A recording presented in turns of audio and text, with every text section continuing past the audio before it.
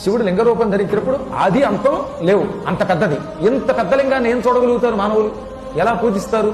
అందుకని నేను అగ్నిని కాస్త చల్లారిపోయి శిలలింగంగా మారిపోతాను. చిన్న లింగంగా మానవులకి పనికొచ్చేటటువంటి దర్శనమిచ్చే లింగంగా మారతాను. ఈ లింగం సూక్ష్మమైపోతుంది, సుస్పష్టంగా చెప్పేశాడు ఆయన. ఇది మానవులు పూజించడానికి పనికొచ్చే లింగం అవుతుంది. నేను అరుణవర్ణంలో నిప్పు రంగులో పుట్టడం వల్ల ఈ కొండకి అరుణాచలమిత్యేవ తదిదం ఖ్యాతిమేష్యతి.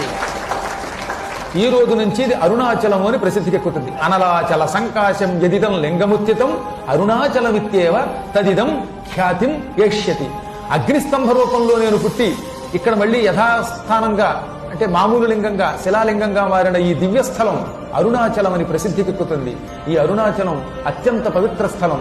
ఇక్కడ తీర్థం ఏర్పడుతుంది, అంటే గొప్ప పుణ్యస్థలంగా ప్రసిద్ధికెక్కుతుంది. మహాత్ములు ఇక్కడికి వస్తారు. ఇక్కడ జంతువులు వాసేన నివసించిన మరణించిన మానవులకు మోక్షం వస్తుంది. ముక్తిరప్యత్ర జంతువునాం వాసేన మరణేనచ అని 22వ శ్లోకములో సుస్పష్టంగా శివుడు చెప్పాడు. ఈ అరుణాచలంలో శాశ్వతంగా నివసించిన మరణించిన ఇంచుమించు కాశీలో వచ్చినంత ఫలితం ఇస్తాను, వారికి కూడా మోక్షం ఇస్తాను. అంటే అర్థం ఏంటి?